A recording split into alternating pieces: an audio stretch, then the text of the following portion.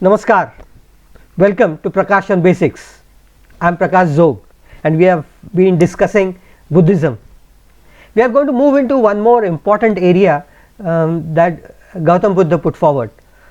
This is the part that deals with the reasoning behind the second Arya Satya. Dukkha, that is sorrow, has a reason. In reality, not just one, but there are a multitude of reasons which have independent or dependent factors on them. What Gautam Buddha did was to select these interdependent factors and put them in his theory, which is typically referred to as Pratitya samudpaad. That is the original Sanskrit word. There are 12 factors, so this is also referred to as Dvadasha Nidana. Dvadasha means 12. This is again a Sanskrit word. At the root of all this is the Karya Karan principle. What it says is that every effect, every result has a cause behind it. In Indian philosophy, which is the Darshan Shastra, which I will come to much later, this has already been discussed even prior to Buddhism, and Buddha suitably modified these concepts to help out. I will clarify this original concept a little bit so that the later ideas would become simplified. I will stick to the original example first. Think of a earthen pot. There are two factors associated with it. One, the pot is what is known as the karya or the output, and its cause is twofold. One, it could be the clay that is being used, which is known as the upadan karan, and the second is the factor that controls how it has taken place, which is typically referred to as the nimitta karan, which is the potter who has made the particular pot. This is the original concept that has been talked of as an example for a long time. But we could think of so many other situations. Think of a oil lamp that is typically used in India. It's a light that comes out, but it is the pot, the lamp that is the cause. But it isn't just the lamp, it is the oil that is there, the wick that is used. And today if we start talking of how it comes about, you have to talk of the oxygen that is behind it, and the matchbox that is used to, and the person who lights it, and going back again the potter who has made that small clay lamp, and so forth. So you would find that every result has a lot of factors behind it. Many a times it's more of a chain, continuous chain. For example, if you talk of a modern bulb, you need electricity, and that depends upon the Ohm's law, and it depends upon the filament, it depends upon the hydel plant from where the electricity is produced, and that depends upon the water level, which depends upon the rain, which depends upon the sun, which depends upon the fusion reaction within the sun. So it's all a continuous chain, and this typically a chain is what Pratitya samudpaad is. Buddha used the ones that form a continuous chain as far as dukkha or sorrow is concerned. One preceded by another. The effect of every cause can be reflected in this chain. That's what the word Pratitya samudpaad also means. In fact, according to Buddha, they form a continuous wheel or a chain, and that also has an origin which I will come to. So if one of these factors is eliminated, the whole chain or the circle would break down. So there would be no sorrow, which is the final output. That would end. It would break the cycle of sorrow and therefore of rebirth, and result into nirvana. So Buddha says, identify these causes, understand them, overcome them, break the chain and free yourself of all possible sorrow. If you have understood this, then you have actually understood the core of what Buddhism is.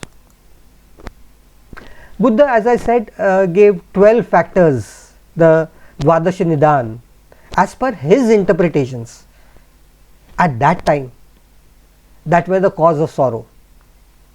Let us realize that on the basis of our present day knowledge, some of these factors are no longer valid, but I will still mention all of them. First, let me give you the names of all of them as they originally are. I will start with the first, which is Jara Maran, followed by Jati, then Bhav, then Upadan, Trishna, Vedana, Sparsh, Shadayatan, Namarup, Vijnana, Sanskar and Avidya form the link of 12 factors that lead to dukkha or sorrow according to Buddha. The whole theory itself has been given a lot of English interpretation names. The theory of dependent origination or conditionally co-producedness, many others also. As one is produced, the others arise, as a simplified version, and so forth. Let us understand this chain. The first cause of dukkha or sorrow is the realization of old age and death, and that is Jara Marana. To think a little more logically, the word catabolism that we use in science is more appropriate. Catabolism is when the cells in the body begin to get destroyed and are not regenerated again, and it results into an inability to have a fruitful output. We have lived through the prime usefulness, and everything that is around us follows the same path. Everything is perishable, even food, our teeth, our wealth, our health. A realization of its futility itself, which gives rise to the sorrow in the first place. And why does all this arise? So the factor on which it depends is jati, and jati is the very fact that you are born. That is the one that has led to the realization of impersonance, impermanence of everything, and the futility of everything, and that has led to the sorrow or grief around us. Buddha says you are born because of bhava, the will to be born, and that is the cause of jati, your being born. So according to him, every individual cell that is to be born is in some way wishful of being born. Now of course we know that the biological origin of life is different from the drive or a will of the zygote that starts off as the first cell, because then it is without will, as we know of today. The cause of this bhava is upadan. This is again a factor that is interpreted by Buddha at that time. It is the attraction for the materialistic world outside by the life force which causes it to feel to be born. This is based on the experiences of one's previous life, the involvement and the craving to again become a part and parcel of samsara, the world outside. This of course is Buddha's opinion. And the cause of this upadan, the attraction to be born, is trishna. Trishna is a word so often used in Buddhism and by Gautam Buddha himself in many of his explanations. Thirst is the common meaning that is used even today for the word Trishna, but it's far more.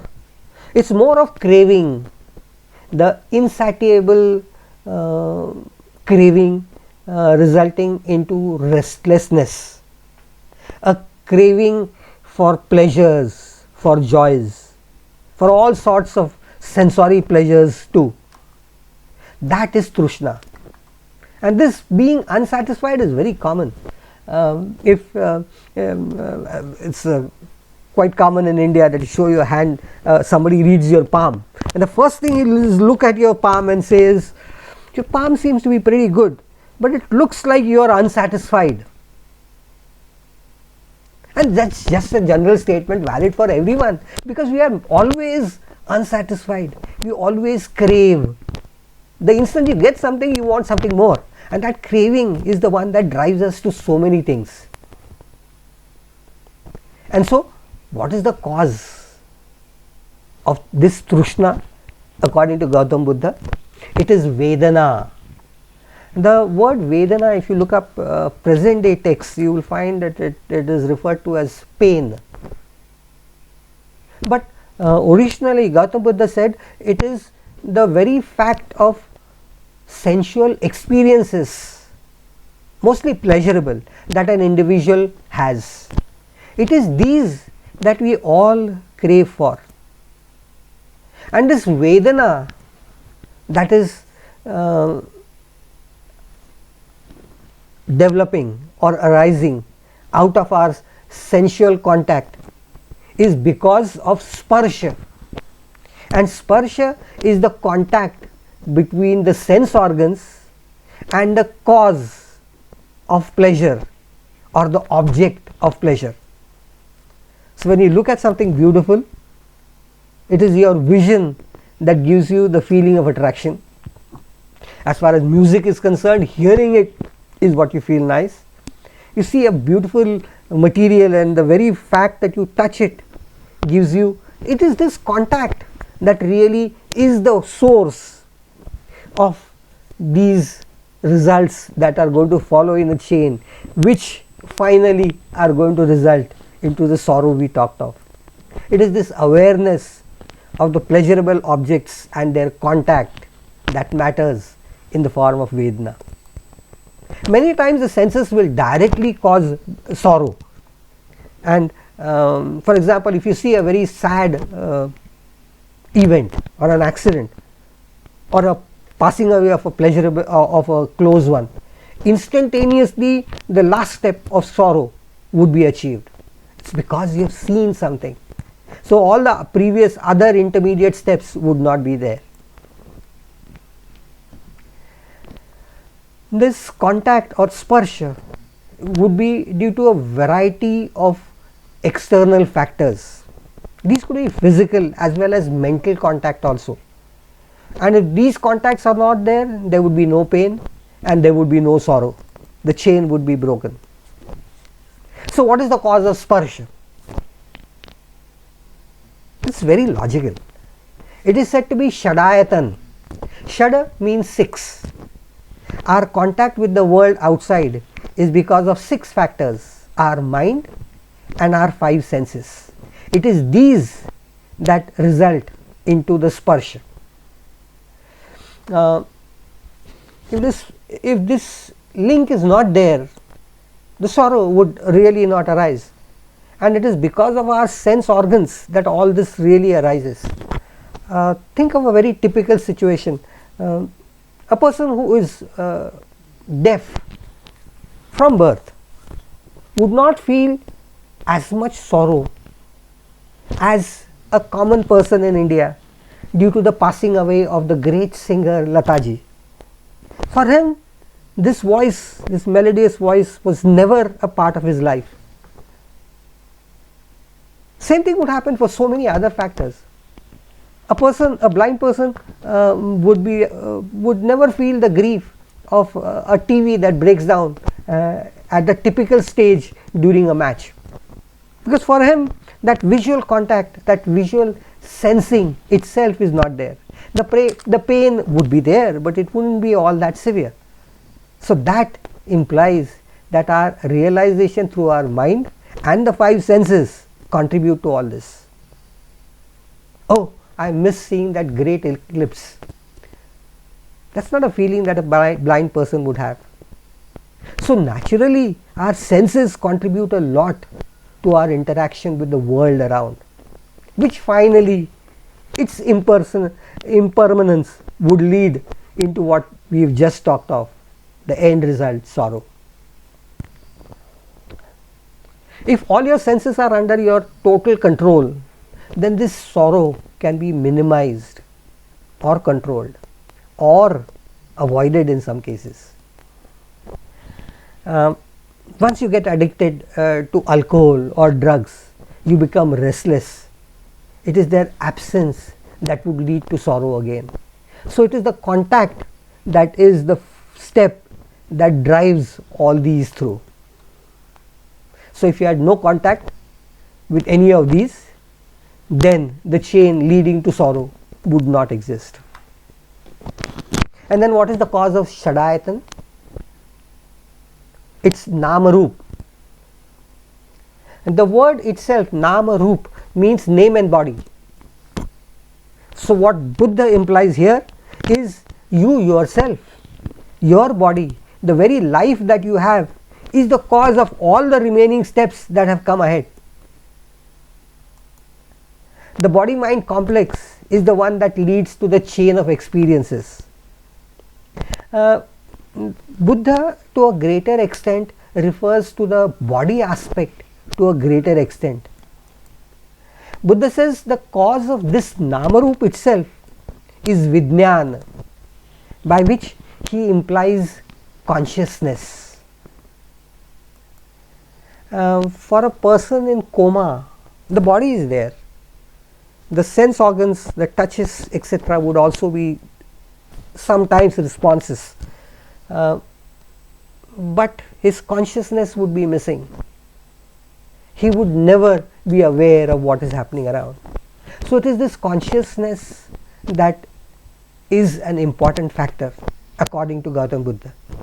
Now remember when we discussed long back the part of the different koshas, we talked of what Vijnana there was. I think that concept of Vijnana, the ability to discriminate between a variety of experiences that we have, is in true sense more of what is implied here. Vijnana then is more of a discriminating ability, and that is more appropriate. And then Gautam Buddha says the reason for Vijnana is samskara. The samskars are the effect of the deeds or the karmas in your past life. So he links your past life with what is happening today. What you have done in your previous lives has a cumulative effect in your present life. That's what Gautam Buddha says. We all start with this baggage from our past life, and in this life we add or subtract to this baggage and then take it forward in the next life. This of course will have a corollary, and that is, in present day, do we accept the concept of rebirth? That I think is for all of us to decide on our own. Many a times, if there is no explanation to why certain good or bad things happen in spite of a person being good, if there is no logical explanation, then we tend to pass on this to our previous lives. And if we keep on doing bad and we see people doing very wrong things, then to prevent this happening, you can always threaten by saying that you would suffer more in your next life. Whether this is the logic used is something that you have to decide. And Buddha finally says samskar, that is this effect from previous lives, is due to avidya, the lack of proper samyak, complete knowledge of how to achieve freedom. If you had achieved that in your last life, you would have got your nirvana now itself or then itself. The very fact that you did not possess enough knowledge at that time has led you into the samskars which have caused you to be born, to get a feeling to be born, and so forth, resulting into all this chain which is resulting into the sorrow that you have in this life. This is what Buddha has said. So it is avidya which is the cause of all the factors that have led finally into the sorrow that you have today. It is because of this that you are stuck in the life cycles and in this sorrow. Destroy this ignorance, and that exactly is what bodhi is, enlightenment is, and that is your root cause to salvation or nirvana according to Gautam Buddha. Your ignorance in the previous lives has led to your being stuck in these cycles. Make yourself free, that's what Gautam Buddha says. And then later on there is a concept that was introduced by the philosophers in Buddhism and initially mentioned by Buddha also, is that you keep improving in every life cycle till you finally achieve bodhi, become free of this avidya and get out. So this Pratitya samudpaad is the chain that must be broken to free oneself. It involves the past, it deals majorly with the present, and it also reflects in what would happen in the future if you do not break the chain at the right time. So all three of them matter the most. Of course, the central one, the present day, is the most important. So Pratitya samudpaad is also a link between your past, present and future. The only hitch in all this is Gautam Buddha has stopped at this particular stage, and he does not really explain why avidya takes place in the first place. So this is what the great chain is. I will repeat. The cause of dukkha is jara marana. Marana, of course, is death. Old age is what we are really referring to, or inability to continue fruitfully. That is associated with jati, then comes bhava, prior to it is upadan, prior to it is trishna, vedana, sparsha, shadayatan, namarup, vijnana, samskar and avidya. So this chain of 12 is the Dwadasha Nidan. As I mentioned, this actually has its roots in the Brahma Chakra, which has been mentioned in the Upanishads, and its slight modified version is what Gautam Buddha has implied with its social links attached along with it. As I said, one of the problems obviously is avidya itself has not been explained, and another hitch lies with linking your past life to the present and to the future, and talk of this cycle of rebirths without talking of the original link, which is Atma, because Atma is something that Buddhism does not believe in. Then again, some of these do not stand the test of time. The present day science, for example, bhava or samskar, the previous baggage that we get along, is something that we cannot accept on the grounds of our scientific beliefs today. It is for us to decide what to accept and how to link our sorrow. He has provided a chain which is Pratitya samudpaad. In different countries where Pali language is used, these words have been placed and explained in a slightly different manner, but I have given you the gist of what this basic philosophy, a major concept in Buddhism is. If you have liked whatever I have said, please pass on this information to your friends. Knowing this basic idea as to the cause of what sorrow is would help us to control ourselves to a greater extent. So let's not talk of following Buddhism as such, but following the ideals that have been put forward, the logical path that has been put forward by Buddhism, which is acceptable to all of us irrespective of our own religions, castes, creeds and other limitations. Please like and subscribe to this channel. Do give me your comments. Do ask your questions if there are anything. And we look into one more major area which is a part of Buddhism that we must know before we start into the origins and developments of the advanced Hindu philosophies that are to be looked into. Till we meet again, Namaskar.